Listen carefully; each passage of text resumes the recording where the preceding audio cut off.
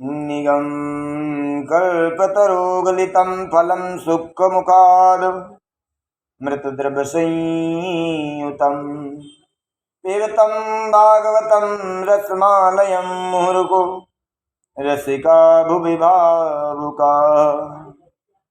सज्जनों, निगम क्या है? वेद वेद रूपी जो निगम कल्प वृक्ष है, आप सोचे कि एक बहुत बड़ा वृक्ष है, बहुत सुंदर वृक्ष है।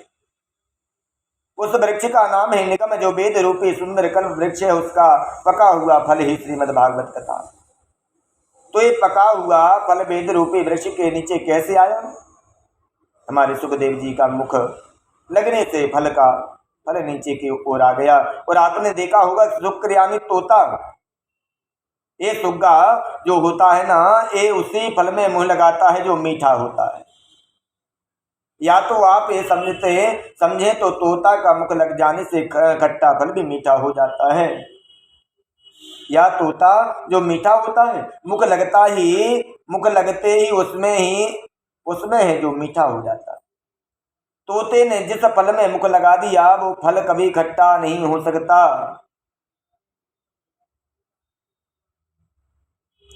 राम कथा जे सुनत अघाही।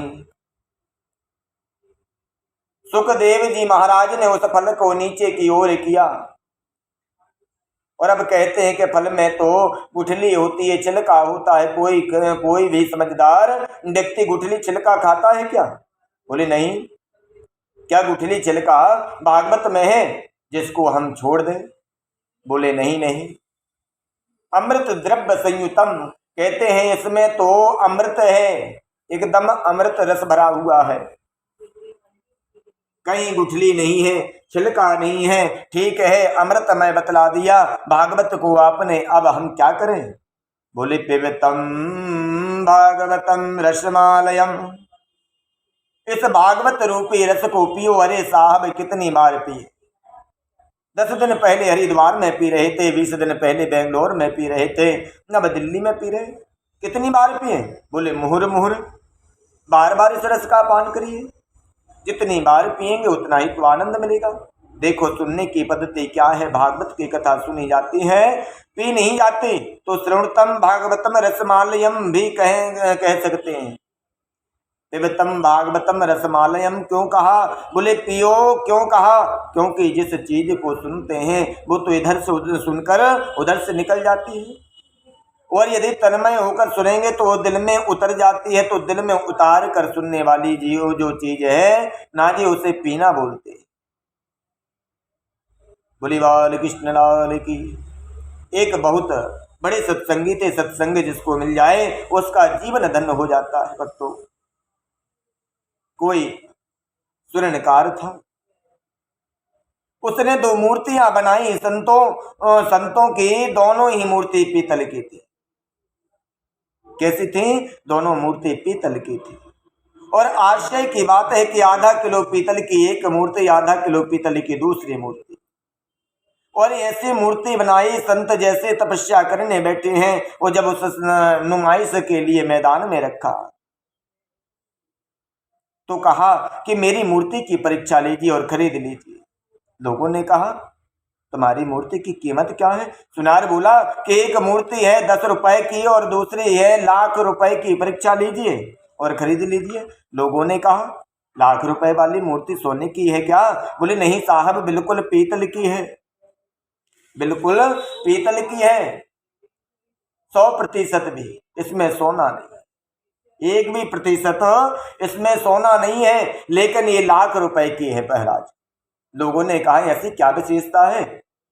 एक जैसा सांचा, एक जैसी मूर्ति, वजन रूप रंग सब बराबर है। एक महात्मा बोले कि इसकी परीक्षा लूंगा। संत ने सुतली की गीले हाथ से बांट कर लंबा किया और एक मूर्ति के कान से डाला, उधर से डाला, उधर से निकल गई। सुतली संत बोले ये तो 10 रुपए की मूर्ति है भैया, दूसरी मूर्ति के कान में जैसे ही सुतली डाली, सज्जनों अरे अंदर से कोई बहुत बड़ा छिद्र था। सुतली मुड़ मुड़ कर सीधे पेट में चली गई, ऐसा कि 1,00,000 रुपए की, मतलब कहने का क्या है कि इधर से सुनकर उधर से निकाल देवे, वो हो गया खाली श्रोता सोता। जो सुनकर जीवन में उतार लेवे वो हो गया सच्चा श्रोता। कि रामचरित जे सुनत अघाही, और रस विशेष जाना तिन नाई। जिन हरि कथा सुनी नहीं गाना, श्रवण रंद यहीं भवन समाना। परमात्मा की कथा को सुनकर जो यह कह दे कि हमने बहुत सुन लिया, रोज क्या सुने, वही ठाकुर जी, वही कथा है, वही भागवत है। क्यों सुने, उनके सुनी थी, वहां सुनी थी, कितनी बार सुने। ऐसा जिसके मन में भाव आता है वो कथा के तत्व को नहीं समझता, कथा ही महिमा को नहीं समझ पाया। जितना सुनेंगे उतना ही तो सुख मिलेगा। इसलिए यहाँ कहते हैं मुहर को रस भाव कहा, कथा के रस का पान करो। 1 बार नहीं, 10 बार नहीं, 50 बार नहीं, हजारों बार सुनो। जितनी बार सुनेंगे उतना ही तो आनंद लगेगा, उतना ही आनंद आएगा। बुरी वाले कृष्ण लाल की। अब हम उसी प्रसंग पर चलते हैं। बड़ा सुंदर स्थान नैमिषारण्य क्षेत्र, जहाँ संतों की मंडली में मध्य आदरणीय श्री सूत जी विराजमान है। श्री सूत जी उन ऋषियों के महत्व के बारे में श्रवण कर लिया और बोले, त्वया खलु पुराणानि सेत आसानि चानघा, अज्ञातान्य प्रदीतानि धर्मशास्त्राणि अन्युत। श्री सूत जी ने श्री शौनक आदि ऋषियों से कहते हैं, आप इतिहास के जानकार हो, पुराणों के ज्ञाता हो, इसलिए आपसे कुछ पूछने का मन होता है, कुछ जानकारी करने की इच्छा हो रही है। श्री सूत जी ने कहा, पूछिए। शौनक जी बोले, महाराज आज आपसे 1 नहीं 2 नहीं 6 प्रकार के प्रश्न करना चाहता हूं। बोले पहला प्रश्न है कि मानव के लिए परम धर्म क्या है? मानव का परम धर्म क्या है? परिक्रमा लगाना धर्म है, या प्रातः 4 बजे उठकर स्नान करना धर्म है, या करोड़ों की संपत्ति दान करना धर्म है? आखिर धर्म की परिभाषा क्या है? मनुष्य के लिए सबसे बड़ा धर्म, बड़ा कर्तव्य रूपी धर्म क्या है? बोले क्या है? हजारों संत बैठे हैं, सबकी तरफ से एक व्यक्ति प्रश्न कर रहा है। दूसरा प्रश्न महाराज कि दूसरा प्रश्न हमारा यह है कि मंदिर में जब हम पूजा करने जाते हैं तो बड़ी विचित्र बात लगती है। कोई कहते हैं शंकर जी श्रेष्ठ हैं, कोई कहते हैं दुर्गा मैया श्रेष्ठ है, तो कोई बोलते हैं भैरव बाबा सबसे ऊंचे। कलयुग में और भी बहुत देवी देवता प्रकट हो गए, हर साल कहीं ना कहीं एक देवी प्रकट हो ही जाती है। हमारी समझ में नहीं आता कि हम किसको पूजें, किसके प्रति हमारे मन को त्यागें, ये हमारी समझ में नहीं आता। क्या कभी कभी व्यक्ति के मन में भ्रम नहीं हो जाता? महाराज तीसरा प्रश्न हमारा यह है कि वेद में परमात्मा का नाम अजन्मा, भगवान को वेद में कहते हैं अजन्मा, जो कभी जन्म नहीं लेता। जिसका नाम अजन्मा है वो तो दशरथ का बेटा राम कैसे बन गया? वो देवकी का वसुदेव पुत्र कृष्ण कैसे बन गया? बोले महाराज चौथा प्रश्न हमारा यह है कि भगवान के अवतार कितने हैं? कोई कहते हैं 10 अवतार, कोई कहते हैं 24 अवतार, तो कोई कहता है हरि अनंत, हरि कथा अनंता, इसलिए उनके अवतार भी अनंत हैं। कितने अवतार हैं इसके कोई नहीं जानता। पौराणिक रूप से कितने अवतार हुए हमें बतलाइए। पांचवा प्रश्न महाराज हमारा ये है कि वक्ता जो श्रेष्ठ नहीं है, जो छोटी सी बात को बड़ी बनाकर बोले। वक्ता तो वो उत्तम होता है जो बात को सूक्ष्म रूप में बतावे, गागर में सागर को भरकर कहे। पर संसार के लोगों पर इतना समय कहाँ है महाराज। यदि हम विवेचन करने लग जाएं तो सामने बैठे श्रोता सोने लग जाते हैं। फिर कथा का मतलब क्या हुआ, इसलिए संक्षिप्त में कहिए। अतः शास्त्र तो यत्सारम समुद्रत्य मनीषया। बोले जो संसार, जो सार है शास्त्रों का, वो हमें बतलाने की कृपा कीजिए। महाराज छठवां प्रश्न हमारा ये है कि भगवान जब अपनी लीला को संपन्न करने के लिए आए तो श्री कृष्ण ने जब अवतार लिया, अवतार लेते समय गोविंद ने कहा कि हम पृथ्वी का भार उतारेंगे। और स्वयं भगवान गीता में कहते हैं, धर्म संस्थापनार्थाय संभवामि युगे युगे। मैं धर्म की स्थापना करने के लिए युग युग में अवतार लेता हूँ। यदि हम प्रभु की बात पर विश्वास करें कि भगवान धर्म की स्थापना के लिए अवतार लेते हैं, तो अपनी लीला समाप्त कर जब श्री कृष्ण चले गए तब धर्म तो अकेला पड़ गया होगा। धर्म किसकी शरण में गया? बोले आप कृपया करके हमें स्पष्ट करके बतलाइए। ये हमारे 6 प्रकार के प्रश्न है महाराज। शौनक आदि ऋषियों के मन में प्रश्नों को सुनकर श्री सूत जी बड़े गदगद हो गए। ऋषियों से बोले, आपने उत्तम प्रश्न किया प्रभु, और आपके प्रश्नों के उत्तर देने से पहले परम आदरणीय आचार्य सुखदेव जी के चरणों में मैं प्रणाम करना चाहता। बोले सुखदेव जी महाराज की। सुखदेव जी का जीवन इतना महत्वपूर्ण है ऋषियों, ऐसा आदर्श चरित्र किसका होगा। 12 वर्ष तक सुखदेव ने मात्र गर्भ में वास किया। इतना विचित्र संतराचार सुखदेव गोलोक धाम में राधा रानी की गोद में सुखदेव जी की कीड़ा करते रहे। किशोरी श्री राधा ने एक दिन सुखदेव से कहा, बेटा आप मृत्युलोक में जाओ, जन जन में भागवत धर्म का प्रचार संसार करो। सुखदेव ने कहा, माता मैं संसार में नहीं जाता, माया पकड़ लेती है, और उस माया में यदि मुझे पकड़ लिया तो दो चार माला में आपकी जप लेता हूं, वो भी छूट जाएगी।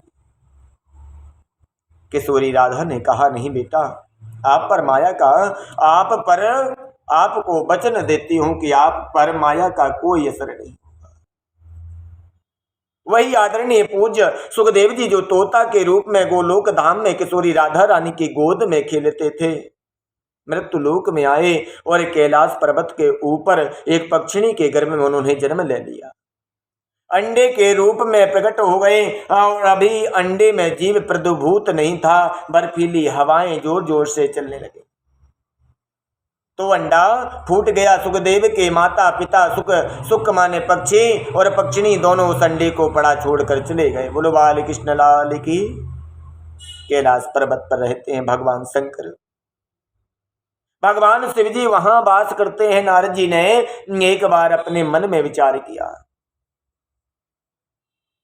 सुखदेव प्रकट होना चाहिए, और आदरणीय सुखदेव जी जब प्रकट नहीं होंगे तब तक जन में भागवत का धर्म का प्रचारित कैसे होगा। सुखदेव जी को लाए। कौन? नारद। बड़ा विचित्र संत सज्जनों। नारम ज्ञानम ददाति नारदा, जो ज्ञान देता है उसे नारद कहते हैं। नारम अज्ञान खदते खंडत्यति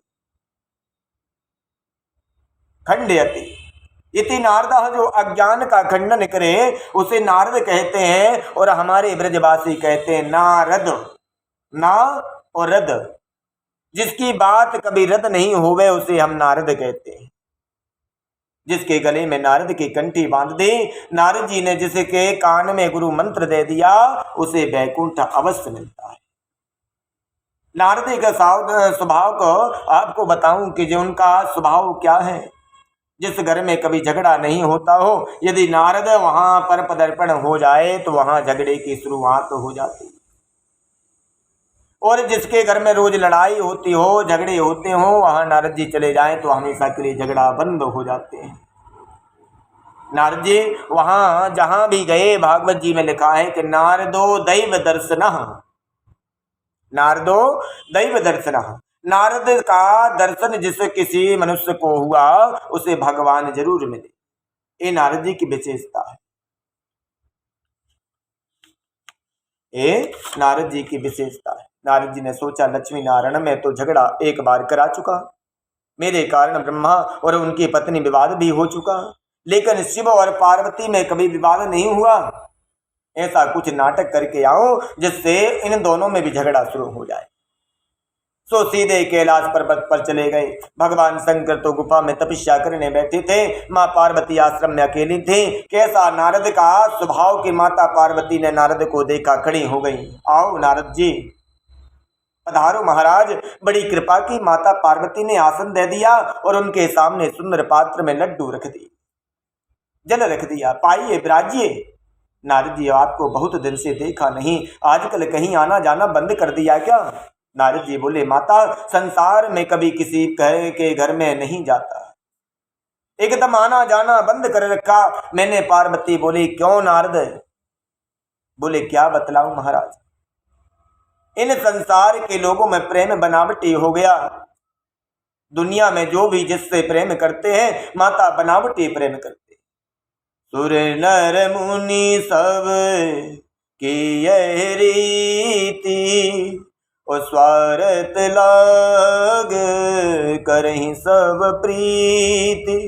संसार में लोगों का प्रेम सच्चा नहीं रहा माँ, सब बनावटी हो गया, इसलिए कहीं भी आना जाना बंद कर रखा। जहां सच्चा प्रेम नहीं जाना नहीं चाहिए। पार्वती मैया बोली कि अब तो मैं आपसे क्या बोलूं, मैं तो अपनी बात कहूं कि हम दोनों में इतना प्रेम है कि मेरे पति तो मुझसे इतना प्रेम करते हैं कि कोई भी बात, गुरुदेव ने जो मंत्र भी हमें उन्हें कान में दिया था, ध्यान दीजिए कि गुरु के द्वारा कान में जो मंत्र मिलता है वो अपनी पत्नी को भी नहीं बताना चाहिए। शास्त्र कहते हैं गोपनीयम गोपनीयम गोपनीयम प्रयत्नता, उसे गुप्त करके रखना चाहिए। इस शास्त्र की मर्यादा के लेकर मेरे पति तो मुझसे इतना प्रेम करते हैं। नारद की सबसे पहले तो वो मंत्र मुझे आकर बतला दी। कौन सा मंत्र? गुरु मंत्र। गुरुदेव ने हमें ये मंत्र दिया।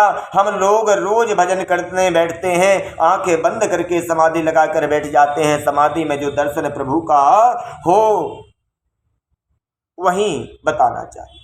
ये शास्त्र कहता है कि उसको गुप्त रखो, लेकर मेरे पति तो मुझसे इतना प्रेम करते हैं, रोज शाम को आकर बतलाते हैं आज मैंने राम का दर्शन किया, आज मैंने कृष्ण का दर्शन किया, आज तो भगवान की उस झांकी के दर्शन किया है। ये मुझसे इतना प्रेम करते मेरे प्रभु, तो मुझसे कैसे बोलूं आपसे? नारद जी ने कहा ये तो बहुत आनंद की बात है माँ, माता की आपके पति आपसे इतना प्रेम तो करते।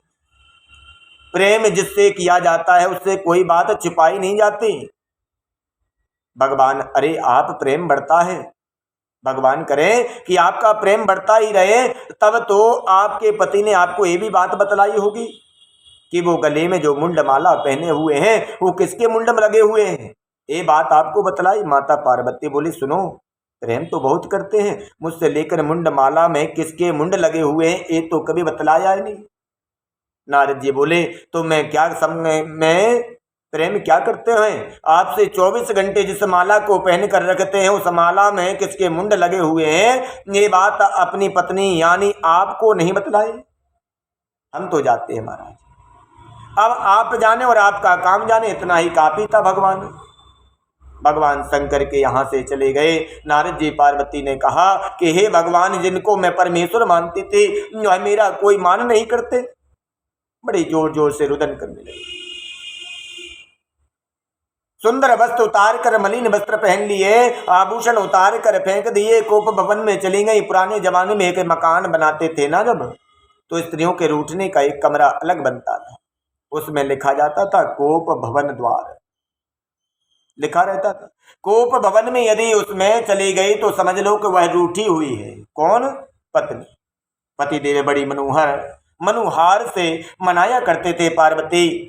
माता पार्वती भी को भवन में चली गई। शंकर जी ने देखा मेरे आश्रम से नारद जी निकल कर जा रहे हैं, और जाते जाते शंकर जी से बोल गए कि आश्रम में जल्दी पधारना बाबा, माता जी ने आपको याद किया। शंकर जी ने मन में सोचा कि आप जब घर से आए, पधार कर आए हुए हैं, तो जरूर कोई ना कोई बात तो अवश्य हो, और जहां आपके चरण पड़े वहां तो कल्याण ही कल्याण होगा। बोलो मापति महादेव की। शिव ने कहा क्या बात है देवी, आप इतनी उदास क्यों हो? पार्वती जी ने कहा रहने दीजिए, अंदर से भी काले और ऊपर से भी काले। शिव ने कहा अंदर का काला तो वो होता है जो कपट करता है, और मैंने तो जीवन में कोई कपट आपसे किया ही नहीं, आप मुझे कपटी बोलती हैं। पार्वती ने कहा 24 घंटे मुंडों की माला पहने हुए हैं, उसमें किसके मुंड लगे हैं, ये बात कभी मुझे बतलाई। भगवान शिव ने कहा आपने कभी अवसर ही नहीं दिया मुझे, लेकिन मैं आपसे कितना प्रेम करता हूं इसका यदि वास्तव में कोई प्रमाण है तो यह मुंडों की माला ही। मुंड माला में किसी और के सिर नहीं लगे देवी, आपके ही सिर लगे हैं। वैसे तो आपका परंपरा जगदम्बा है, लेकिन लीला की सिद्धि के लिए जब जब आपने जीवन में तुमने परिवर्तन लाती हो जगदम्बा, सिद्धि के लिए जब जब अपने प्राणों को आपने परिवर्तित किया, चरित्र में परिवर्तन लाती हो, तुम्हारी याद मुझे बनी रहे, इसीलिए तुम्हारे इन सिरों को अपनी माला पिरोकर पहन लेता। मेरे जीवन में इतनी बार तुमने अपनी देह का परित्याग किया और ये तुम्हारे ही सिर लगे हुए हैं देवी, किसी और के नहीं। हम तो मरने के बाद भी तुम्हारे सिर को माला में लटकाए घूमते रहते हैं और तुम कहते हो हम कपटी हैं। बोली भगवान तब तो आप महाकपटी निकले। शिव जी बोले वो कैसे? बोली ऐसी कौन सी दवाई खा रखी है आपने जो तुम कभी मरते ही नहीं, मुझे बार बार मरना पड़ता है। वास्तव में मैं यदि तुम प्रेम करते होते तो वो औषधि हमें भी तो खिला देते। कौन कहती माता? पार्वती कि मैंने तो तुम्हारे जीवन में कई बार मर चुके, लेकिन तुम तो एक भी बार नहीं मरे। आपने ऐसी कौन सी जड़ी बूटी खा रखी है वो हमें भी खिला देते, जिसे पीने से मैं भी अमर हो जाती। भगवान शंकर ने गंभीर हो गए, उनके नेत्र सजल हो गए और परंपरा पार्वती से बोली देवी मैंने एक अद्भुत अमृत का पान किया, अद्भुत कथा अमृत का पान किया है। वो अमृत है श्रीमद् भागवत कथा अमृत। कौन सी कथा है? श्रीमद् भागवत कथा अमृत, अमर कथा है। उस अमर कथा का पान करने की वजह से मेरा कभी जन्म नहीं होता, कभी मेरी मृत्यु नहीं होती। और माता पार्वती चरणों में गिरकर बोली वो अमृत आज हमें भी पिला दो, पिलाओ। भगवान ने शिव ने कहा भगवान भागवत की कथा सुनने के 3 विधान होते हैं। पहला कि भागवत की कथा सन्मुख बैठकर सुननी चाहिए। कैसे सुननी चाहिए? पास में बैठकर, एकदम व्यास जी के मंच के पीछे बैठकर भागवत सुनना निषेध है। यदि कोई शास्त्र को कथा को पीछे से सुनता है तो उसका अनुसरण नहीं, उसका फल नहीं है। तो कहते हैं दूसरा कि भागवत की कथा में बीच में उठना नहीं चाहिए, व्यर्थ की बात बीच में नहीं बोलनी चाहिए। बोलना है तो कीर्तन बोलो या जय श्री कृष्ण बोलो। तीसरा है कि भागवत की कथा में सोना नहीं चाहिए, एकाग्र होकर तन्मय होकर सुननी चाहिए। देवी मैं तो जब कथा सुनाता हूं तो नेत्र बंद करके सुनाता हूं। आप सुन रही हो ना कि नहीं, यह मैं कैसे जान पाऊंगा? इसलिए जब तक कथा चलेगी आप बीच बीच में ओम ओम अवश्य बोलेंगे। जैसे हिंदी में कहते हैं ना हाँ जी हाँ जी, तो हिंदी का है हाँ जी और संस्कृत का है ओम, ओम का। और एक अर्थ होता है। माता पार्वती बोली ठीक है। शिव जी ने जब कथा को आरंभ किया कैलाश पर्वत पर कोई नहीं था, श्रोता और माता पार्वती। वक्ता है भगवान शिव। शिव जी के पीछे फूटा हुआ पड़ा हुआ है अंडा, वो ही किसका था? तोते का अंडा। भगवान भोलेनाथ भगवान सुनने लगे, माता पार्वती ओम ओम कहकर सुन रही हैं। और लेकिन पहले दिन की कथा जैसे ही विश्राम हुआ, पीछे पड़ा हुआ तोता अंडा साबुत हो गया। बोलो बाल कृष्ण लाल की। अब उस अंडे में जीव प्रादुर्भाव हो गया। दूसरे दिन का कथा प्रभाव के अंडे से फूट गया और उसमें सुंदर सा पक्षी निकल पड़ा। कौन निकला? सुक। सुक माने यानी तोता निकल पड़ा। पड़ा हुआ पक्षी तीसरे दिन की कथा को सुन रहा है और गदगद हो रहा है, बड़ा गदगद हो रहा है। अमृत वचन है ना भागवत में, जो भागवत में चौथे दिन के दिन तो रसगुल्ले की कथा भी है। श्री कृष्ण का जन्म है, क्योंकि चौथे दिन में तो भगवान बाल कृष्ण का जन्म होता है, तो उस दिन क्या बंटते हैं? रसगुल्ले और मिठाइयाँ, महोत्सव। उसको सुनकर पक्षी गदगद हो गया। माता पार्वती ध्यान लगाए बैठी हैं। शिव जी ने माता पार्वती जी को जो कथा सुनाई वो मेरी आपकी तरह थोड़ी है। सुनी थी। 3 घंटे सुबह सुनी और 3 घंटे शाम को सुनी। 3 घंटे में कभी पैर ऐसे कर लिया, कभी मौका लिया तो सामने ही फैला लिया, पांव फैलाकर बैठ गई। ऐसे ही थोड़ी सुनी। कथा तो एक ही आसन पर सुननी चाहिए। और देखो, पहले दिन की कथा शाम को 6 बजे पूरी हुई और दूसरे दिन की कथा समय 6:01 पर सुख शुरू हो गई और 7 दिन तक अविश्राम गति से कथा चलती रही। कितने दिन? सप्ताह दिवस। ऐसे ही कथा चल रही। माता पार्वती को श्री कृष्ण की कथा सुना रहे हैं और भगवान शिव पक्षी पड़े हुए बड़े प्रेम से सुन रहा हुआ है। भगवान शंकर ने कहा, देवी पार्वती, जब श्री उद्धव जी का पता चला कि प्रभु श्री कृष्ण की लीला को समाप्त करके जाना चाहते हैं, तो उद्धव ने आकर कृष्ण के चरणों में प्रणाम किया। योगेश योग विन्यास, आप योग के स्वामी हैं और योग के अधीश्वर हैं, तो बतलाइए क्या हुआ? वैराग्य क्या है? संन्यास क्या है? ये ज्ञानमय प्रसंग जब श्री उद्धव जी ने पूछा तो इसको सुनते सुनते माता पार्वती को क्या गई? निद्रा ने घेर लिया। 5 दिन से सुन रही थी, शरीर में कभी कभी थकान हो जाती, तो पार्वती माँ को झपकी लग गई और वो सो गई। लेकिन शिवजी तो नेत्र बंद करके कथा सुना रहे हैं।